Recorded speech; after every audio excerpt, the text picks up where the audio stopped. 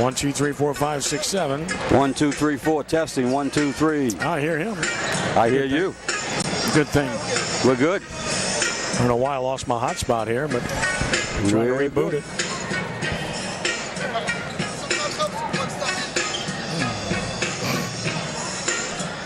Try again.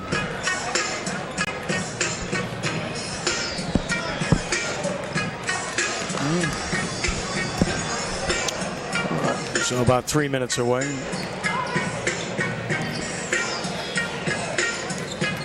Schedules here. I got Rummel and Jesuit.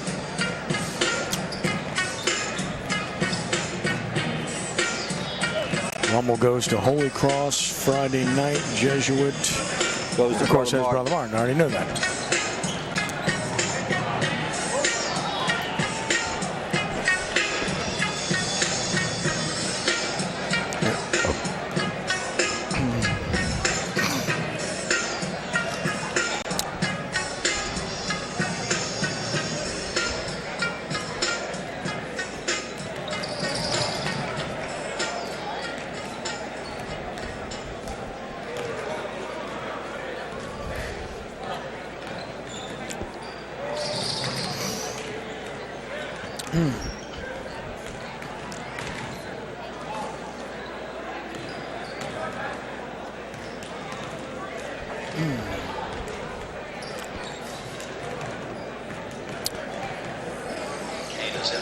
Yeah, Troy got mad, so he's starting the senior kid, the little white kid.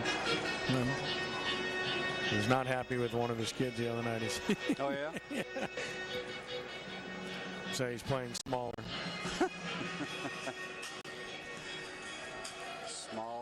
Smallest.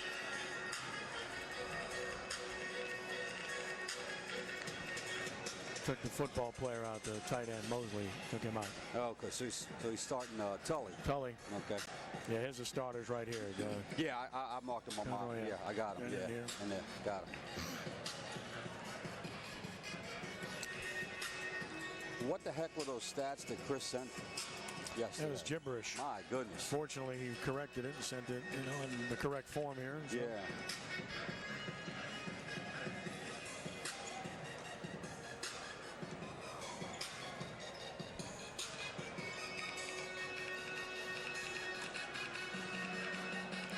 Always like shooting here, man.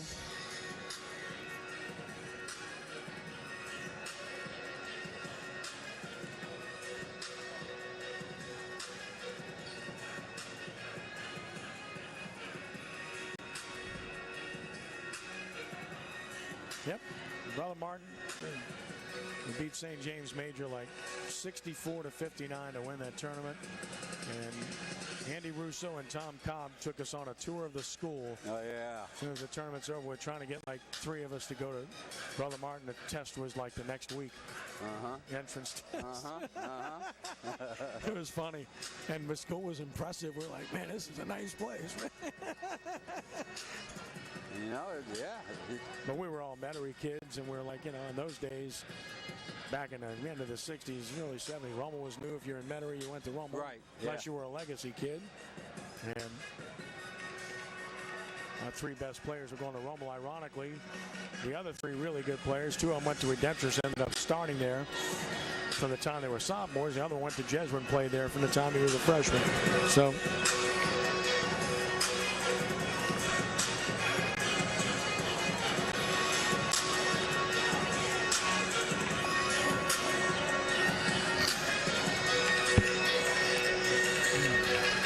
Okay, we're ready.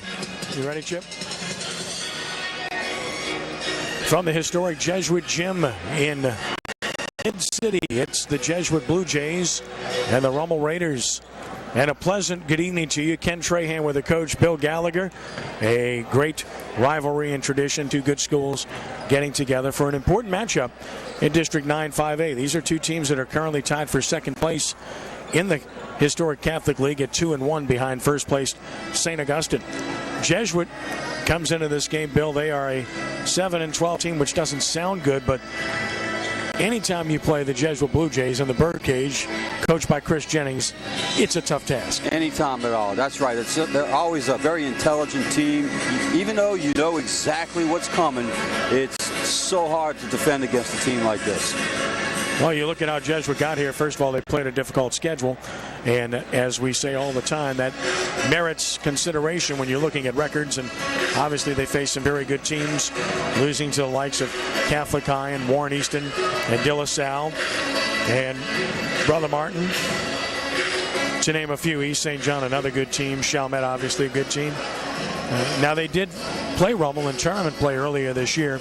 Jesuit beat Rummel back on December the 19th in the Chalmette tournament, 56-44. And talking to both coaches, Chris Jennings thought his team played one of their best games that particular night, and they did so with their leading scorer, Rob Weiss, a 6'3 senior who unfortunately has chipped a bone in his foot, and he's not dressed tonight, so that clearly will hurt the Blue Jays. Yeah, I think you got, in a sense, you got two different teams from when they played earlier in the season. You got Jesuit missing Weiss, so that's going to affect their scoring output. He's their leading scorer. And Rummel was, I don't even know if they had their football players back yet. So I think you've got an infusion of players on the Rummel end and a loss of a big player on the Jesuit end. I think it's going to make for an interesting game. When you look at the Rummel Raiders, we saw them in a game we did for radio a week ago. Troy Holly's team is 11-10 overall, 2-1 in the district. And when last we saw them, they ended a long losing streak at the hands of Brother Martin in a thrilling overtime game, but then rebounded not so well against a very talented St. Augustine team. Got whipped by 30 points this past Friday night at Rummel. Not only to get beat that convincingly, but to lose at home like that was a real setback for the Raiders. Yeah, I think they got caught up in the running game of St. Aug and tried to match the runners that St. Aug has. Clearly, St. Aug has the better team in the district. And Rummel just got a little bit away from their own selves and wasn't able to keep up with St. Aug. I think it's going to be a little bit slower paced game tonight. That could be play into their favor. When you look at these two teams and key players, we mentioned, unfortunately, Rob Weiss being out for Jesuit, which certainly will hurt their cause. And when you look at their other players, they certainly have some other players that are very capable. The only problem is that Weiss was the preponderance of their scoring at 18.3 points a game.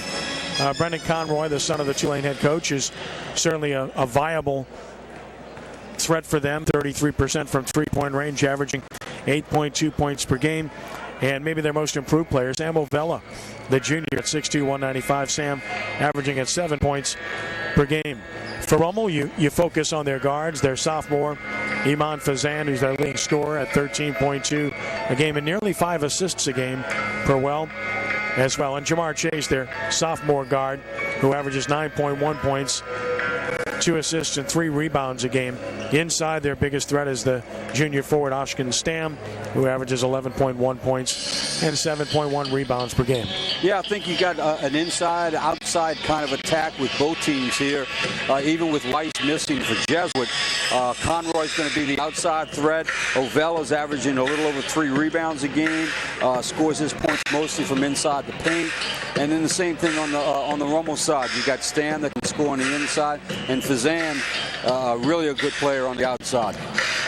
This series in recent years has been very, very even. They split every year from 2010 through 2013. Rummel swept Jesuit in 2013 and 14, and then last year Jesuit swept Rummel, so it's pretty much been even since 2010. Troy Holly took over at Rummel 8 years ago, and of course he took over after being with Chris Jennings at Jesuit. So another one of the teacher-pupil matchups here. You can't go too many games without having that kind of a matchup in the Catholic League. There's some kind of connection with just about everybody. Of course, nobody's done it better than Chris Jennings in this league over the past couple of decades. Over 500 wins earlier this year. Quite a milestone for Chris to eclipse that back on December 10th with a win over John Ehret. That's a special number, isn't it? Yeah, sure it is. And Chris, downplayed it like you thought he would, saying, it just means I've been here a long time. And that's true, he has, but you know what? He's been very, very successful. He's only had 1 or 2 losing seasons in all the years that he's been here. That's why it's strange to see them right now under 500, isn't it? Correct. But we used to always say this in the Catholic League. You don't want to be playing your best ball in November, December. You want to be playing your best ball the end of January, February, into March.